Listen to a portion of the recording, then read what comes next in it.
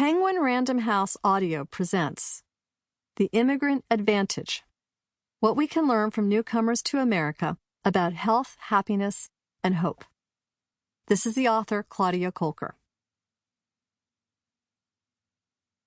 For Maria Elena and Jonas Kolker. Embarking. Pho for lunch again? My office mate asked. Maybe it was the vapor of beef broth, star anise, and garlic I trailed every time I ate this addictive Vietnamese soup. Connoisseurs I knew actually judged pho as much by its scent as by its flavor. I didn't mind a bit of aroma. I had started a new beat for the Houston Chronicle on immigrants' lives. My stories bubbled first from ethnic newspapers, day labor sites, and talking to sources as often as I could over pho. But eventually, my best ideas flowed from friends like my Vietnamese language tutor, Ngoc Lee. Teaching me Vietnamese is probably the only task she ever left incomplete. After tutoring me for years until my schedule made it futile, she turned to schooling me in Vietnamese culture. It was her true calling. Ngoc had a genius for skating between worlds. She'd come to the United States in the 1960s, not as a refugee, but as a graduate student, and married a Vietnamese student who would become a doctor. Years later, she divorced, with no regrets, scandalizing her Vietnamese peers. Now, the same ladies she'd horrified called Ngoc for lunch. They wanted to learn how her 3 kids, hip and delightful, I knew them, had all earned college scholarships. It's like fruit trees. You feed and you prune every day, Ngoc told me one day over lunch.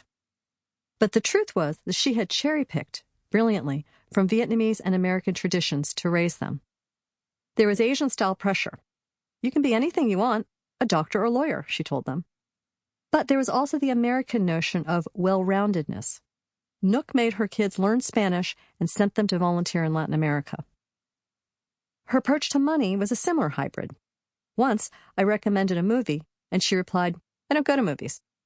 "Never?" "Never," she said. "I see videos. I prefer to spend my money on more important things." That night, I repeated the conversation to my husband, Mike.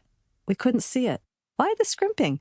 Ngoc had a job, benefits. She was not prone to self-abnegation. A few weeks earlier, she'd shown up at tutoring with a smile full of metal. "Braces," she'd said demurely. As I mulled it, though, I found something provocative about Ngoc's example. The idea that some of the expenses I took for granted could possibly be lived without. It became a household joke. "Live like an immigrant," Mike said when we wavered between takeout or making pasta. Every once in a while, we'd go with the pasta. The enormous distinction between us and Vietnamese immigrants, of course, was that we had never known insecurity. A few years later, though, I did become acquainted with uncertainty. I was pregnant and suddenly aware that every decision Mike and I made about our time, our money, and our environment would bear consequences for our children.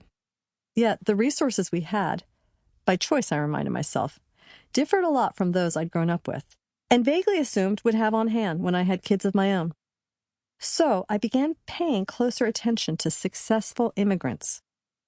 I was newly impressed by the parents of a Vietnamese boy who drove an hour to my house so I could tutor him, although he already was an honor student.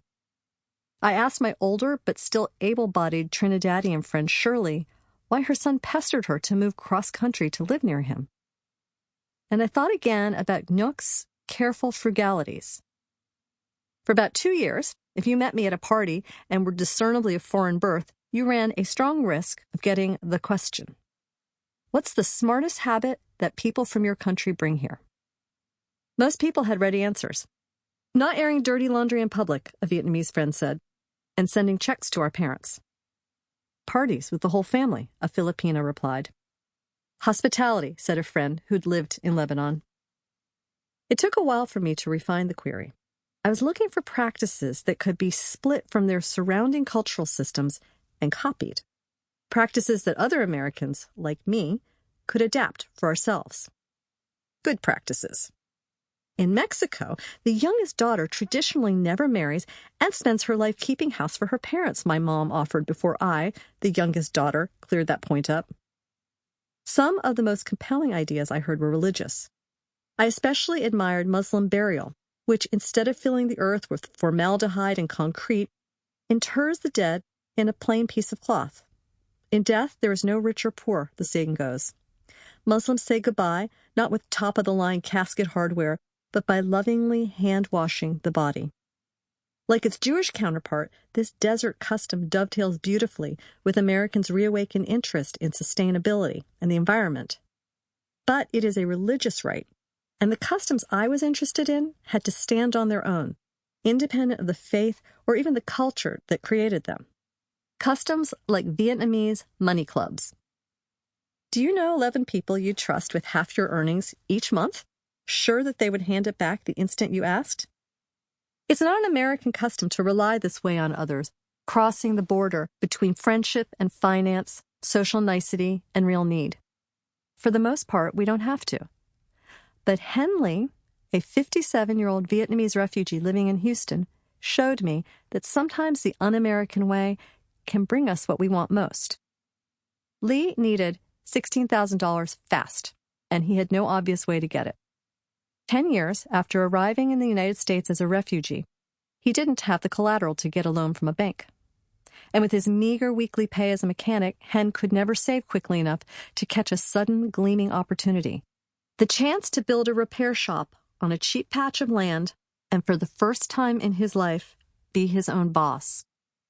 But Lee possessed something many other Americans do not. 11 friends, not intimates, but members of his peer group, whom he was willing to entrust with half his salary each month. And these acquaintances shared a tradition, a kind of club with which ordinary Vietnamese have leveraged friendships into buying power for nearly 1,000 years. This book is about Henley's club and a half a dozen other ingenious customs that immigrants have carried here from around the world. Understandably, the newcomers rarely talk about these practices with outsiders, and I found that few researchers had closely studied them. These are folk customs, after all, practiced quietly in kitchens and living rooms. Honed over centuries, tailored to human needs and quirks, the customs described in this book brilliantly solve conundrums many Americans face every day. Taken together, these customs also illuminate a riddle that epidemiologists have studied for decades. It's called the immigrant paradox, the evidence that immigrants, even those from poor, violent lands who live hard lives in the United States, tend to be physically and mentally healthier than the rest of us. The term first appeared as the epidemiological paradox in a groundbreaking 1986 report showing that Latinos in the Southwest lived as long as non-Hispanic whites. Later studies showed Latinos actually live longer, especially immigrants. The findings were baffling because Latinos are burdened with all kinds of health risks: less education, lower income, more obesity than native-born whites. But the research holds true today. In 2010, the Centers for Disease Control reported that Latinos, about half of whom are foreign-born, now live 3 years longer than non-Hispanic whites. They live nearly 6 years longer than African Americans. With less access to health care than other Americans at their income level, Latinos nevertheless suffer fewer heart attacks, get fewer cancers, drink less, and smoke less. West Indians, South Asians, East Asians, and recently arrived Africans have the same edge. Across the board, America's immigrants typically live longer than those of us who are native-born. They give birth to healthier babies. Even their psyches may be more resilient. According to a series in the American Journal of Public Health, 48% of Americans of all ethnic backgrounds will experience a mental health disorder during their lives, whether depression, substance abuse, or alcohol abuse. Asian, Latino, and Caribbean immigrants showed varying rates of mental illness, but consistently reported fewer overall mental problems than the native-born. What can explain this? Selection, we know, is the biggest piece in this puzzle. It takes a sound mind and a strong body to leave one life behind and wrest a new one from an often unfriendly culture. If you come here legally, the U.S. government requires a health exam. If you cross without documentation, the desert, human predators, and hunger provide one free of charge. Regardless how they get here, People. Sample complete. Ready to continue?